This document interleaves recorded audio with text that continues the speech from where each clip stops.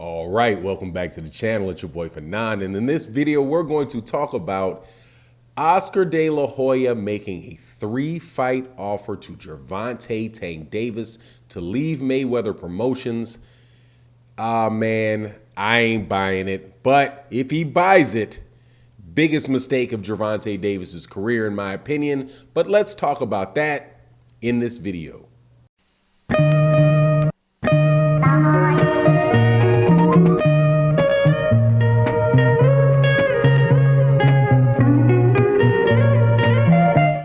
Welcome back to the channel. It's your boy Fanon. We are in the lightweight division again. One of the longest continued stories we've had this month.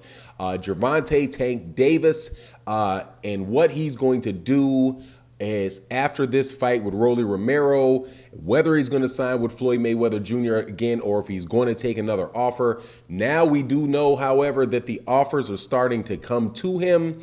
Let's talk about that. But before I do, let me welcome you back to the channel. Thank you so much to everybody that supports in the boxing community. It really is appreciated. Also, if you're new to the channel, please accept my invitation to join in the conversations that we have on our videos in the comment sections and our live streams. Best way to do that, though, is to make sure you subscribe to the channel, hit the bell icon so that you can be notified of when we release more videos, which we do pretty much on a daily basis. All right, so here we go. Oscar De La Hoya was interviewed and asked about Gervonta Tank Davis, and he said that he would love to sign Gervonta Davis to a 3-fight deal, which would include a fight with Ryan Garcia, a fight that they believe would be the biggest fight, one of the biggest fights in boxing. And I have to say, I agree with that.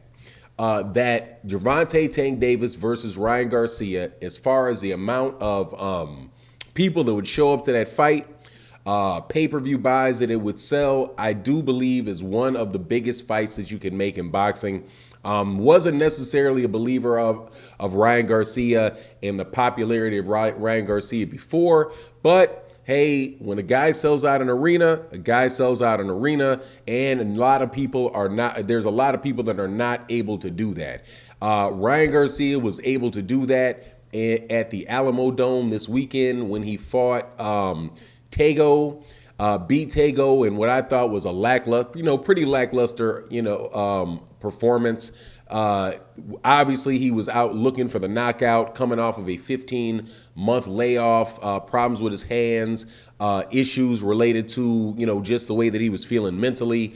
All of those type of things, it kept him out of the ring for a while, but he came back, was looking for a knockout against Tego, was not able to get it. I think in part, two reasons. One, because Tego was pretty much just in a track meet in the entire fight, and not a slick one, just a flat out just trying his best to stay as far away and use his footwork not to get hit. Wasn't really trying to do anything to Ryan Garcia, wasn't setting anything up, just pretty much moving around. But also on Ryan Garcia's part, and clear inability to change tactics once he realized that that's what the guy was doing.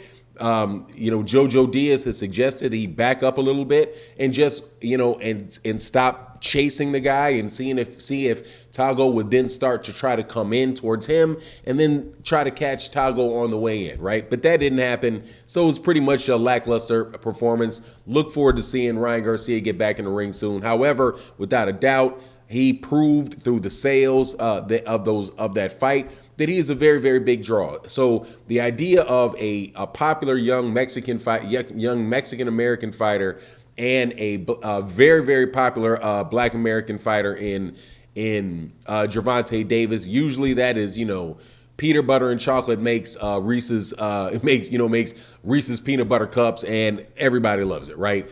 So that is definitely a likelihood of that would be in a big fight. Now, as far as Gervonta Davis signing with Oscar De La Hoya for a 3-fight deal, it would be ridiculous. I don't think that. I think that would be a case of jumping out of the frying pan and into the fire. Oscar De La Hoya has not really made any big fights for any of his fighters probably since Gennady Golovkin fought Canelo Alvarez back, and I do believe that was in 2017 and early 2018. I do believe that's the time frame that those fights happen.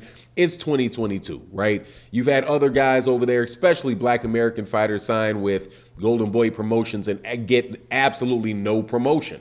Right. And a perfect example of that is Speedy Rashidi Ellis, who just recently signed with the PBC after having been over there with Golden Boy. So the idea of him signing with Oscar De La Hoya for a three fight deal, I mean, that off the cuff doesn't make sense to me, unless, you know what they say, money talks and BS walks. If Oscar De La Hoya is coming off of some really, really major money for Gervonta Tank Davis to do that, then hey, Gervonta Davis would owe it to himself, would owe it to his family, his kids. I know he has a daughter. Would owe it to his kids to look at to look at it, consider it, and see whether or not just the financial aspects of it can outweigh his desire to solve the problems that he has with Floyd Mayweather Jr., which from what I can see is his ability to get the big name fights with the other guys at lightweight, like Devin Haney, the Devin Haney George Kambosos winner, Vasily Lomachenko, Ryan Garcia, right? Because I don't see that happening over there at Golden Boy unless they put Ryan Garcia's name on the contract and said, yes, we're going to get you that within 3 fights. But even then, I would not trust it, because looking at Ryan Garcia, unless Ryan Garcia really does get his head right and get just really get back on track, I don't know how long the attraction of Ryan Garcia, because he's a nice looking guy, but he is a knockout puncher, how long that's going to last if he's not able to back that up with real quality wins, as a fighter. And also, as far as selling out, the Alamo Dome, right? Gervonta Davis sold out the Alamo Dome. Gervonta Davis is already selling out arenas. So, it would have to be something where Ryan Garcia, where that fight would be so enticing to people that they would take that fight in Vegas, and they would be selling out Vegas, but selling out Vegas with those elevated ticket prices that are associated with big name fights, right? Because as we all know, and I would say this a lot of times to cats from the UK, where they would say, hey, this fighter in the UK is selling, he's selling 80,000 tickets, 90,000 tickets. Look how much bigger a draw he is.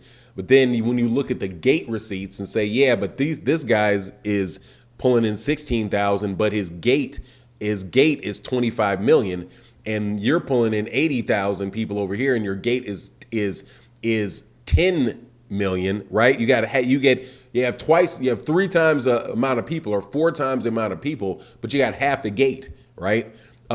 That's what happens when you have those big dollar gates in Vegas, and that is what would need to be taking place in order to really make Gervonta Davis and Ryan Garcia like a really viable, huge fight. And I think it would take more on the part of Ryan Garcia and a better showings out of Ryan Garcia to make that happen. My personal belief of what's going to happen is I think Gervonta is going to re-sign with the PBC.